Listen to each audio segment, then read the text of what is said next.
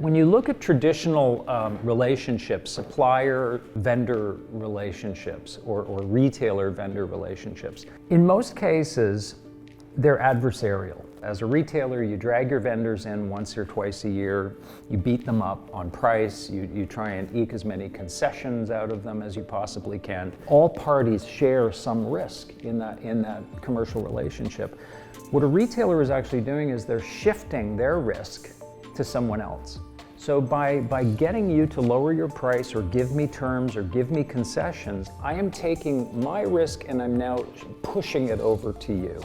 And we have looked at those negotiations as victories in retail, right? You walk out of the conference room, you say, I won that negotiation. But the truth is everybody just lost. If we do away with this fundamental concept of I need to win, I need to beat you, or I need to shift my risk, to an environment where we say, look, I can only succeed if we all succeed. I can only succeed if not just you, but your vendor and their vendor feel that they're succeeding through this relationship.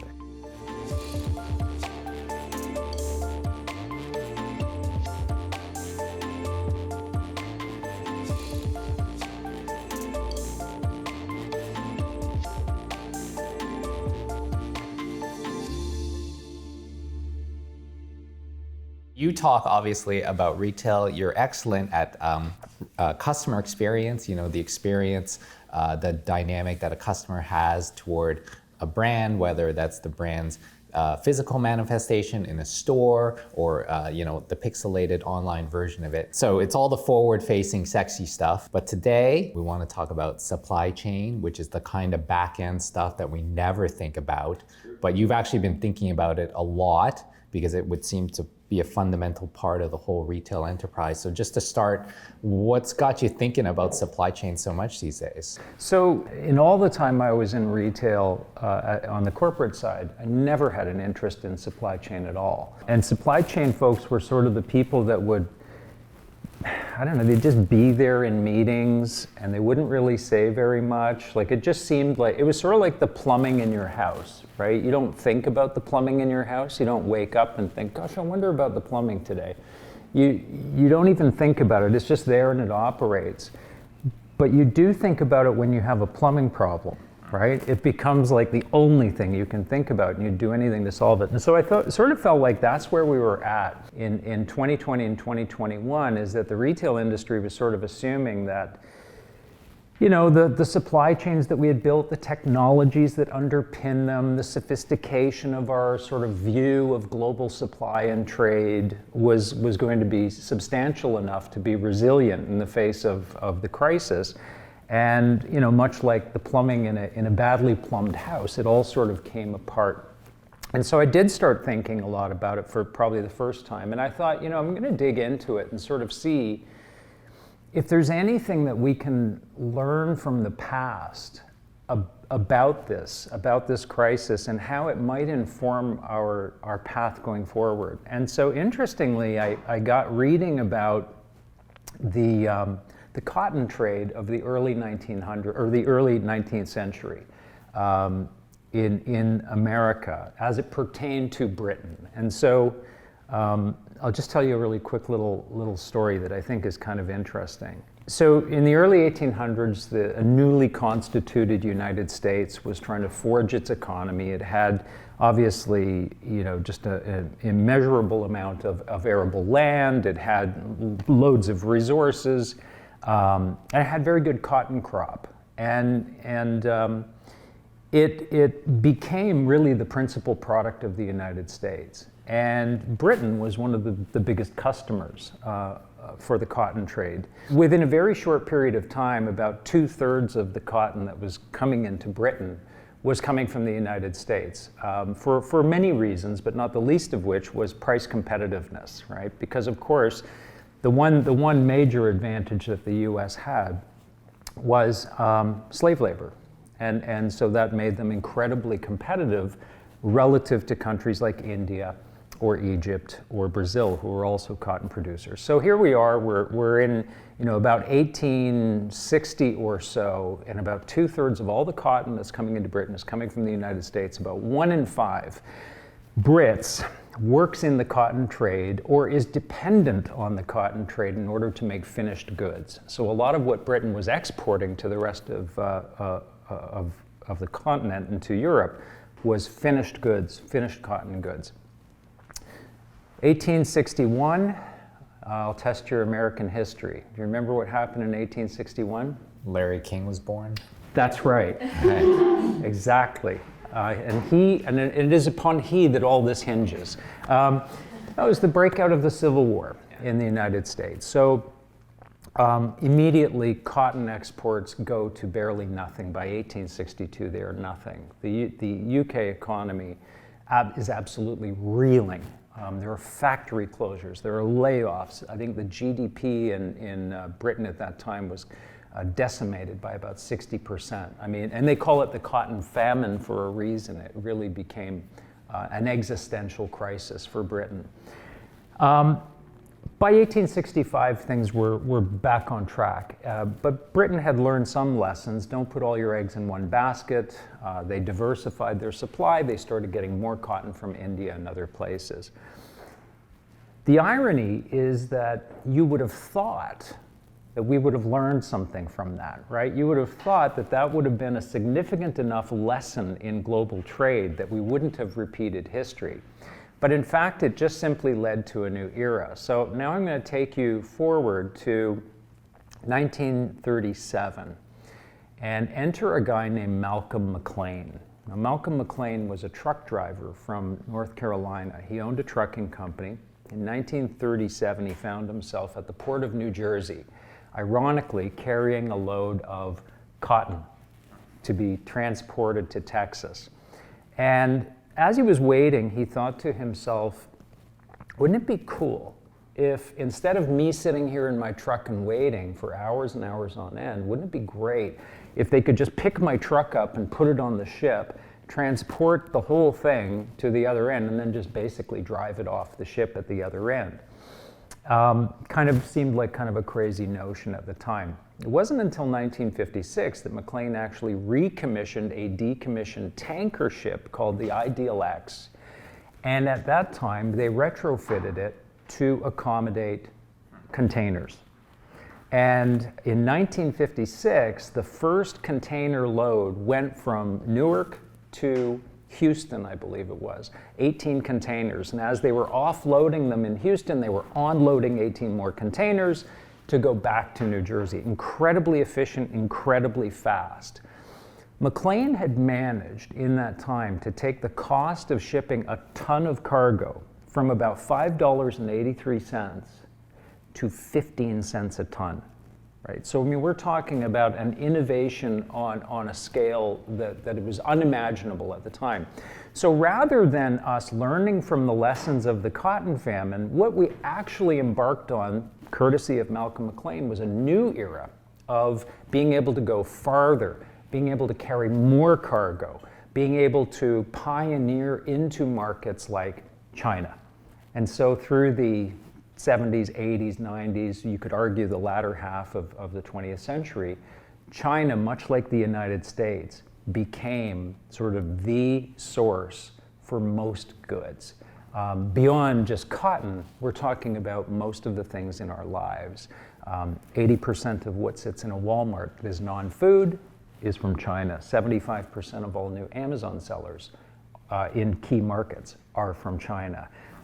Terry Lundgren at Macy's at one point said 90% of all footwear under $100 is from China, right? So we've become inextricably dependent on one country for most of our supply. And so when the crisis hit, it was really, it was bound to fail, right? We had pushed the system to a level of tension that virtually anything could have broken it.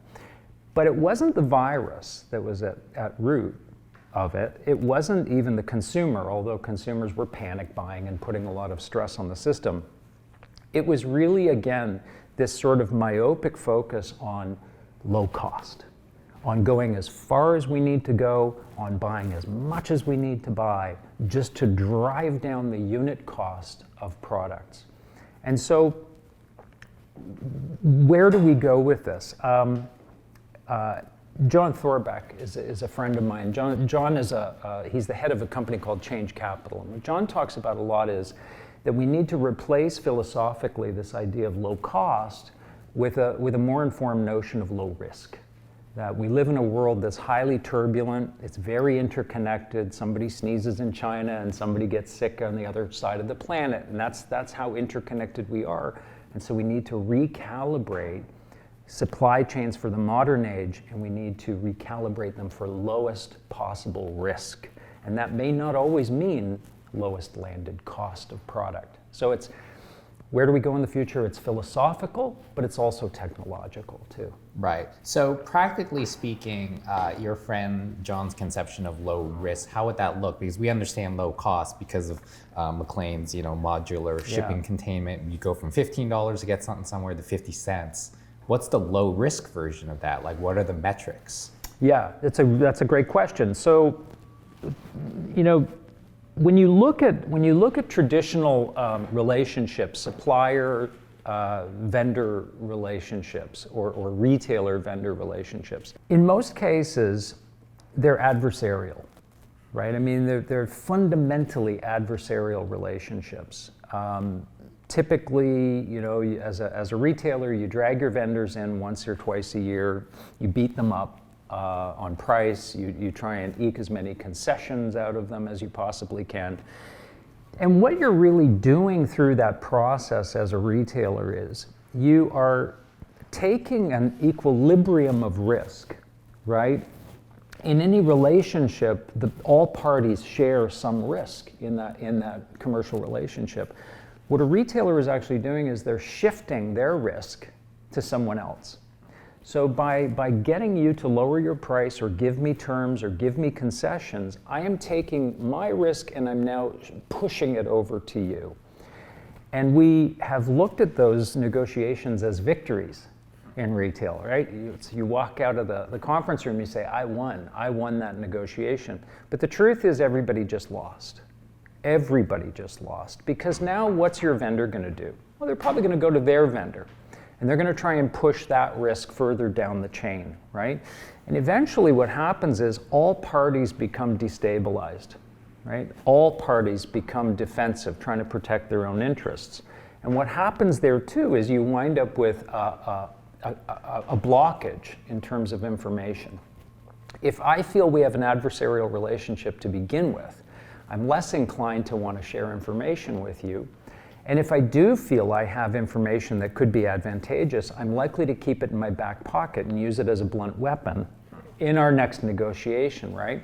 And so if we do away with this fundamental concept of I need to win, I need to beat you, or I need to shift my risk to an environment where we say, look, I can only succeed if we all succeed. I can only succeed if not just you, but your vendor and their vendor feel that they're succeeding through this relationship. So what we first and foremost need to do is let's start a digital ecosystem where we can actually share information, where we can share intelligence, where we can share risk and make sure that all parties are being, comfortably looked after. And it leads to different outcomes. Because now instead of just getting together and talking about cost, we can get together and talk about contingency plans, business continuation plans. What should we be stockpiling in the event that there's another crisis of some sort, right? What resources? Are there labor resources that we could collaborate on to ensure business continuation? I'll give you an example of how information can be super important. So when COVID hit, I guess the automobile industry in North America saw the writing on the wall. They sort of figured, hey, we're not going to be selling a ton of new cars as long as this is going on. So they cut their orders on all kinds of different components. They basically halted all orders, weren't receiving shipments of orders. One of those components happened to be microprocessors, chips. And there's a really shocking number of chips that go into the average automobile. About 45% of the cost of your car is electronics today. It's not the heavy stuff. So why does this matter? It matters because at the same time that people were not buying cars, people were buying tons of electronics. They were buying new laptops, cameras for their teleconferencing, you name it.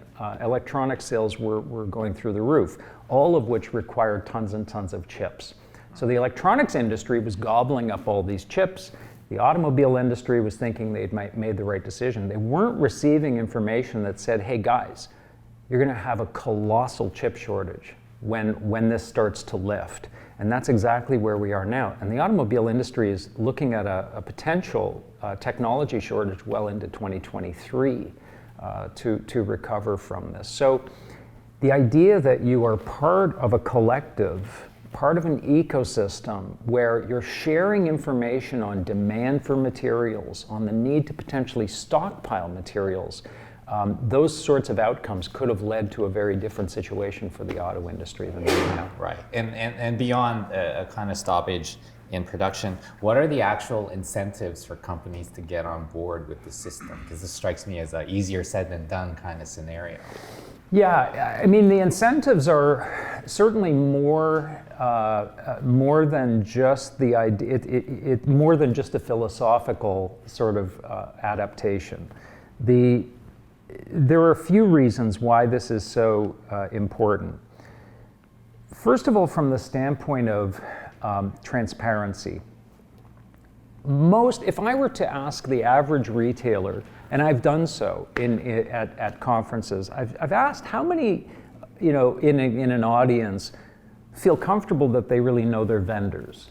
So, if I'm talking to somebody at Walmart, how well do you know your primary vendors? And most of them know them quite well. I mean, they know the companies, they know where they're located, they have some sort of understanding of what their employment standards would be and their safety standards, environmental standards, basic knowledge of that. But when you ask them to go 1 degree past their primary vendors, do you know your vendors' vendors? That's where it starts to get murky. And by the time you get to the tertiary vendors, it's a black box. Most companies have no idea who their vendors are buying materials from, or in some cases, finished goods. That is in itself a huge risk, right? A huge risk that most companies today are completely blind to. And the reason that matters is because these things can jump out of the closet at you when you least expect them, right? If there's a factory fire in Pakistan, if there's a chemical spill somewhere in Vietnam, these things can come back to haunt companies once it becomes learned that they're actually associated through their supply chains with these entities.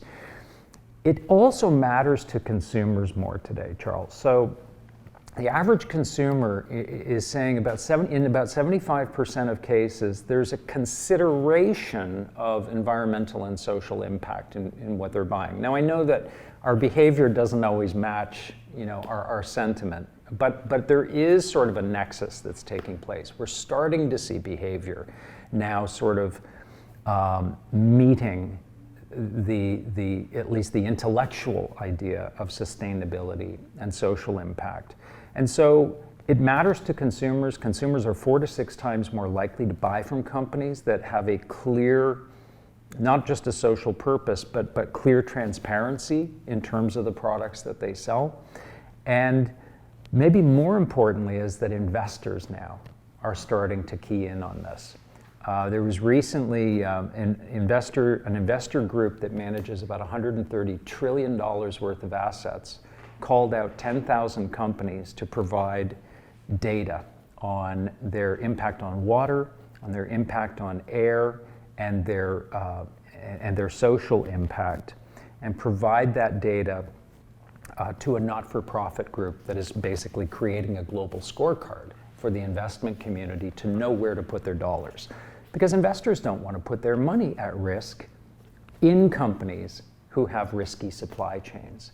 And so that's kind of the second and most important reason, perhaps, why government now is also becoming involved, because if government looks at their local economy and says, look, we're not going to get any investment unless we start becoming the gold standard for supply chain management. And so you're seeing governments becoming more heavy-handed in this now. Right, so there's almost like a perfect storm building of regulation, consumer demand for some sort of transparency, kind of investors taking stock. So what's the next 2 to 10 years look like with all of this boiling under? Like, how does it actually come together to change what we know of as the supply chain? Well, there's a good chance that it won't. And that sort of leads us right back to the cotton famine of the 1800s. There's a good chance that it won't. When we were at sort of the peak of the crisis, when shelves were empty, when warehouses were shut down, and when dock workers were sick and there was all this congestion at ports around the world, it was kind of the primary topic in a lot of companies. And now that we're sort of getting back to some sort of semblance of normalcy, we'll see how the winter goes. There's a good chance that this will be forgotten and pushed under the rug, and it'll be back to business as usual. And it would really be, I think, it will be for companies that adopt that approach. It's going to be a huge missed opportunity for them. Not just to be more resilient in the face of another crisis, but I'll give you another example. Most businesses today are surprisingly archaic when it comes to the management of supply chains. Again, you would think that we would have lots of technology that underpins this, but the truth is we don't really in a lot of cases. For most companies, it's a matter of sort of saying, okay, well, what do we have on hand? What's our on-hand inventory? What do we have that's been ordered? What's the transit time of those orders? They may be sort of sprinkling a little bit of seasonality and some competitive intelligence into the data mix, but that's fundamentally as multi-dimensional as the supply chain process gets today.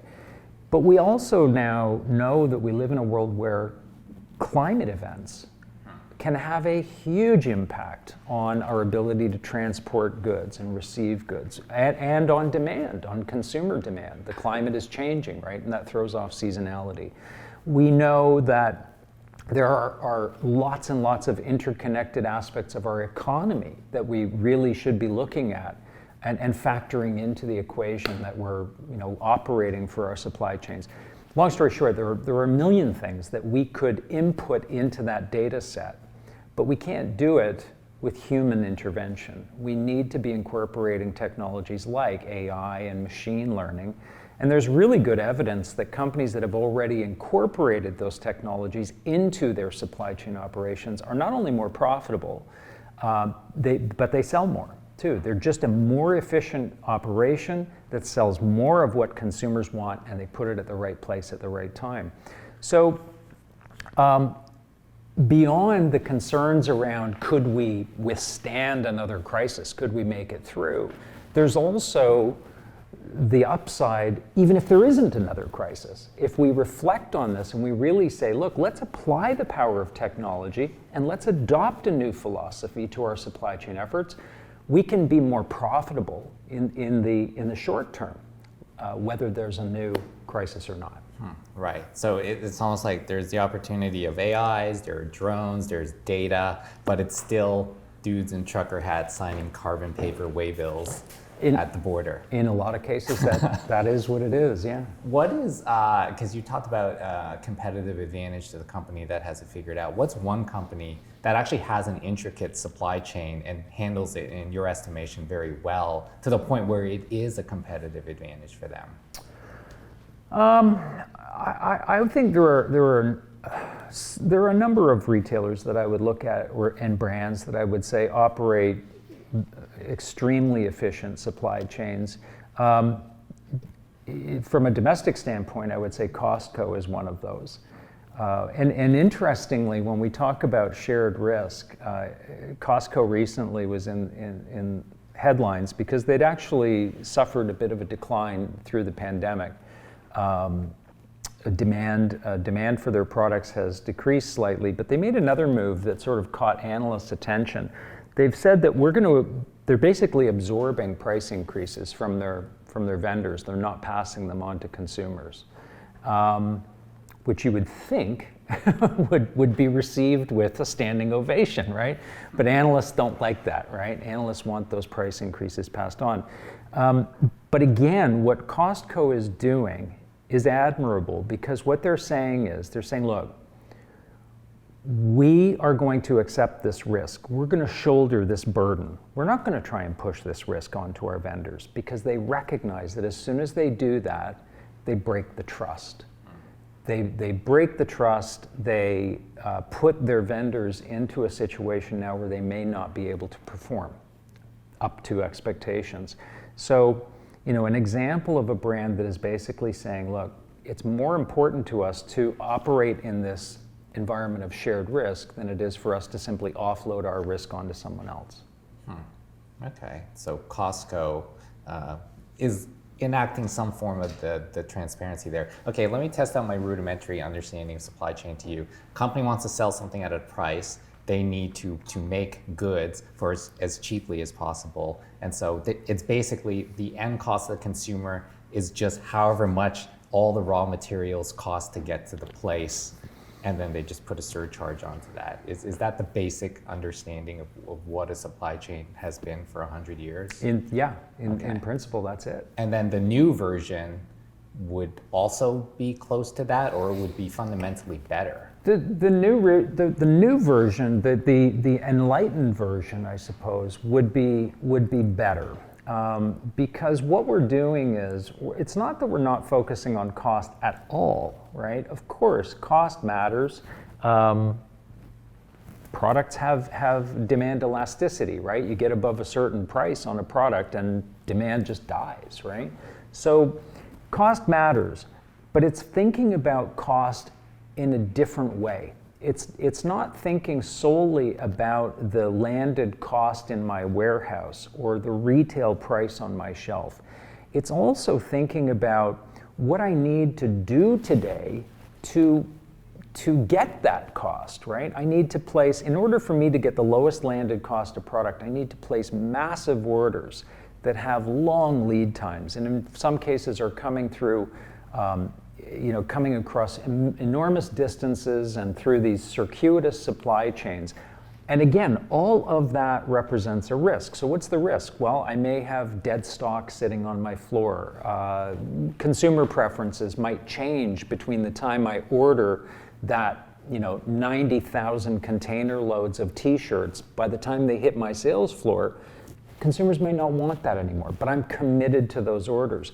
So it's more a matter of looking at this on the back end. Like, what are the back end costs in terms of write-downs, markdowns, dead stock, waste, just the human resources that are required to move that much inventory from one place to another.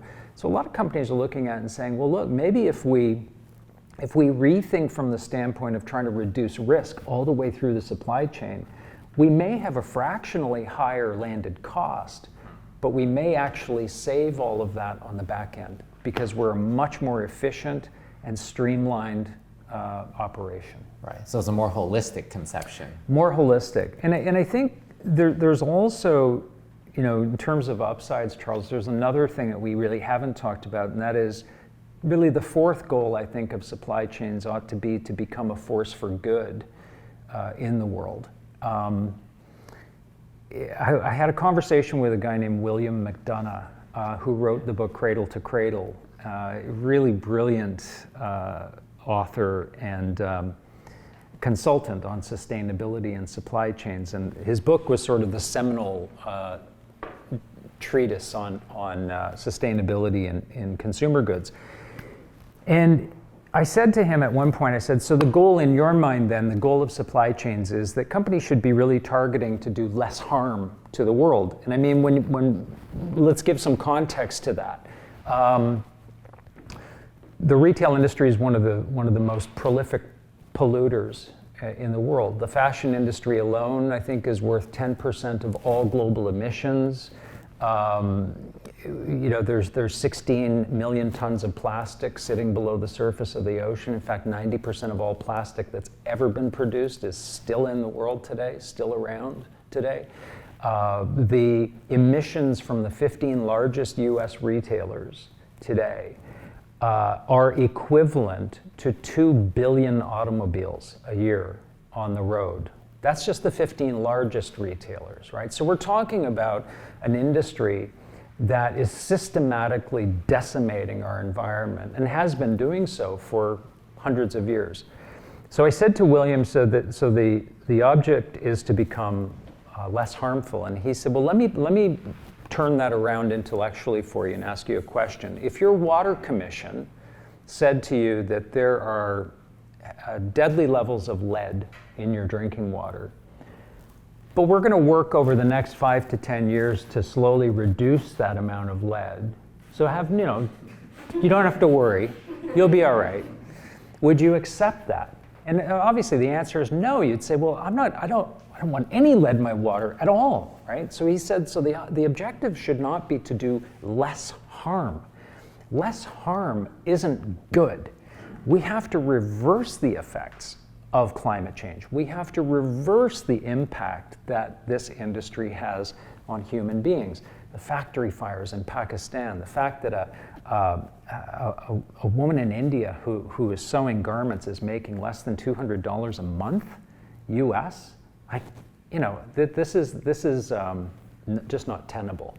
So he said you need to become a force for good in the world. And so the net outcome, really, if we do this properly, the net outcome should be that we have more stable and resilient supply chains, that we have greater trust and information sharing within those supply chains, and that they ultimately become not just more efficient from the standpoint of reducing waste on the back end of the retail equation, but they also become a force to reverse climate change and to improve the social standing of workers around the world. I mean, I just don't understand how the hell anyone could argue with that. Right. And McDonough's conception of cradle to cradle is you make a product, and when the product's natural life cycle is over, the constituent parts literally fall apart and are reabsorbed and can be recycled or upcycled, or exactly. Whatever he calls that, which seems kind of at odds with like a kind of capitalistic system where it's just about growth and it's just about more. So I ask again, very realistically, the people that control the supply chains and the companies that rely on the people who control the supply chains, like, how willing would they be to basically say, yes, we will produce less, we'll be more efficient, and meaning we're actually going to bill less?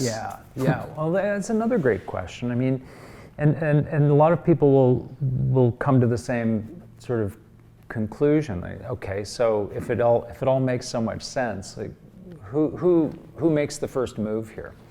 And I'm of the mind that whether we like it or not, companies exist to produce things. They really do. They at the end of the day, they live and die by production and sales, right? And that's going to be a real challenge to change that fundamental DNA. Consumers exist, and some who listen to this will rue the fact that I'm saying this, but consumers exist to consume.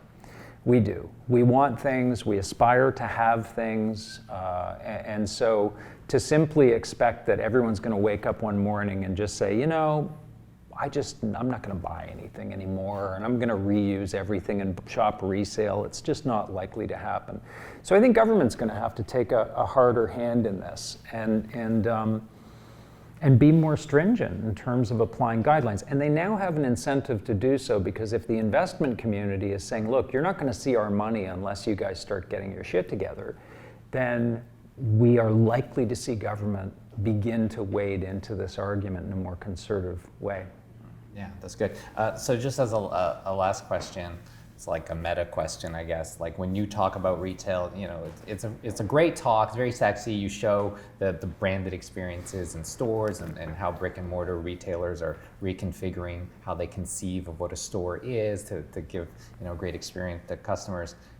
How do we get people excited about supply chain? How would you start that conversation to say, no, guys, you should actually be interested in this? Yeah. Well, I mean, I think there's two ways that human beings operate, right? We can be appealed to intellectually or emotionally. And I think in this discussion, you have to do both. I think you have to present to a business a really cogent financial case for why this makes sense. You know, you have to demonstrate the level of waste that takes place today, the level of inefficiency that they're operating with, and the level of business risk, which, you know, can get into the tens, hundreds of millions or billions of dollars very quickly, right? So there's a very cogent business case here. But there's also an emotional case, and I've said to people in presentations, you know, if what I've said to you so far has, you know, kind of rolled off your back, I'd like you to just for a moment picture in your mind someone or something that you really care about in your life, whether that's your child, your niece, your nephew, your Great Dane, or whatever it is, right? We all have something in the world that we love. And the final appeal is that we have an opportunity right now to rethink this in a way that you can walk into work every morning knowing that your company is actually making the world a better place to live in. And you're also making your business more resilient and successful at the same time. Wouldn't that be a better way to feel than going and knowing that you're just another cog in the machine of destruction, right? And would you not be able to look that loved one in the eye with greater confidence, knowing that you're part of the solution? Right. So I think we have to try and get people involved and engaged both ways, intellectually and emotionally.